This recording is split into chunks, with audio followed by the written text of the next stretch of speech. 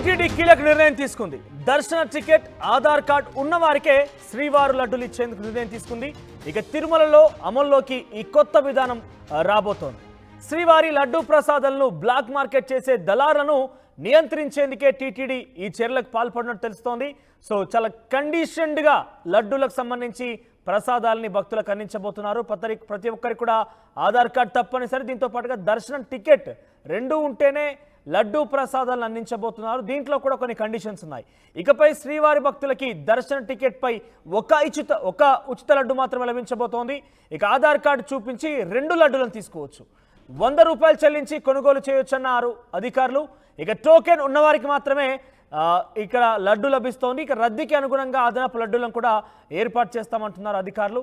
ఇక 4 నుంచి 6 వరకు కొనుక్కునే వెసులుబాటు కూడా ఉన్నట్టుగా తెలుస్తోంది. ఆధార్ కార్డు నెంబర్ను ఆన్లైన్లో నమోదు చేసిన తర్వాతే లడ్డూ ప్రసాదం ఇస్తారు.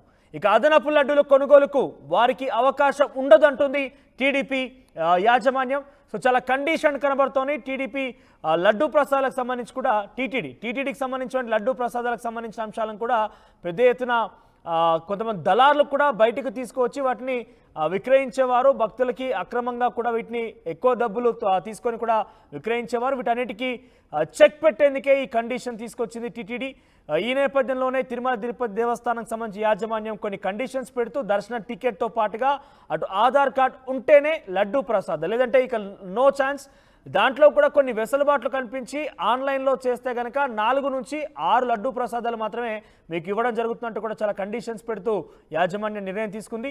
ఒకసారి టీటీడీ ఆలయం ఈవో అధికారి మాట్లాడారు. ఏం మాట్లాడారో చూద్దాం. మీ అందరు రకరకాలుగా ఊహాగానాలు చేస్తున్నారు.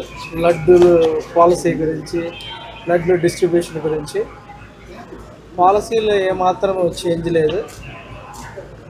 దర్శనం చేసుకొని టోకెన్ ఉన్న భక్తులకి ఉచితంగా ఒక లడ్డు వస్తుంది. దాంట్లో అదనంగా 4 నుంచి 5, 6 కూడా వాళ్ళకి అవసరాన్ని బట్టి అందించడం జరుగుతుంది. అదేవిధంగా అవైలబిలిటీలో ఏమాత్రం తక్కువగా లేవు.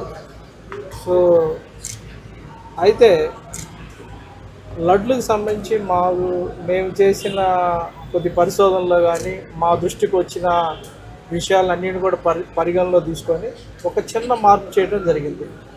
దాని ప్రకారం చాలామంది దర్శనం లేకుండా కేవలం లడ్లు మాత్రమే కొనుక్కొని మధ్యవర్తులుగా, దళారులుగా మార్కెట్లో సేల్ చేయడం జరుగుతుంది. దానివల్ల బ్లాక్ మార్కెట్ డెవలప్ అయ్యడం ఈ మధ్యకాలంలో జరిగింది. మేము ఈరోజు విజిట్ చేసినప్పుడే మేము మెట్లెక్కుతుంటేనే ఒక వ్యక్తి 3 బ్యాగుల్లో తీసుకెళ్తాడు. అసలుకే వడలు చాలా తక్కువగా ఉంటే దర్శనం చేసుకున్నాడంటే దర్శనం చేసుకోలేదు ఆమె. సో ఇవన్నిటిని మేము ఆల్రెడీ ఈరోజు చూడంగా మాకు ఆ దృష్టికి వచ్చింది. ఆల్రెడీ మా దృష్టికి చాలాసార్లు ఇది వచ్చింది. వచ్చిన తర్వాత అన్ని విషయాలను పరిగణలో తీసుకొని దర్శనం లేని వాళ్ళకి దర్శనం చేసుకోకుండా కేవలం లడ్లు మాత్రమే కొనుక్కొని మార్కెట్లో విక్రయించే వాళ్ళకి మాత్రం ఆధార్ తీసుకొని 2 లడ్లు మాత్రం విక్రయించడం జరుగుతుంది.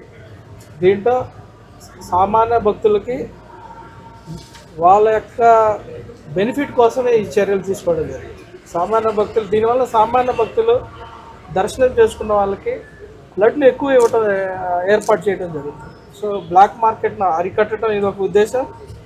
కేవలం లడ్లు కొనుక్కొని లడ్డు కోసమే వచ్చి లడ్లు మాత్రమే తీసుకెళ్లే వాళ్ళకి మాత్రము ఇది ఒక స్టింజెంట్ మెజర్ అని చెప్పొచ్చు. పాలసీలు ఎక్కడ ఏం చేంజ్ చేయాలి, పాలసీ అలానే ఉంది. కేవలం దర్శనం లేని వాళ్ళు మాత్రమే ఒక ఆధార్ను తీసుకొని 2 లడ్లు ఇవ్వడం జరుగుతుంది. ఇది ఒక్కటే చేంజ్. దర్శనం లేకుండా వచ్చే వ్యక్తి మాకు తెలిసిపోద్ది కదా, టికెట్ లేకుండా వస్తున్నాడు, అతనికి ఆధార్ చూపించమని అంటున్నాం. మేము ఆధార్ ఎంట్రీ చేసుకొని రేట్ ఇస్తున్నాం. ఏం లేదు, ఆ రేషన్ ఏం లేదు. మీరు ఓవరాల్గా దాంట్లో రేషన్ ఏం లేదు.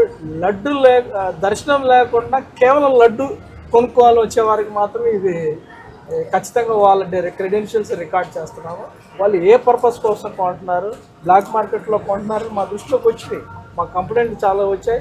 మా పరిశోధనలో కూడా అది నిజమని తేలింది. దానివల్ల మేము ఇది తీసుకున్నాం.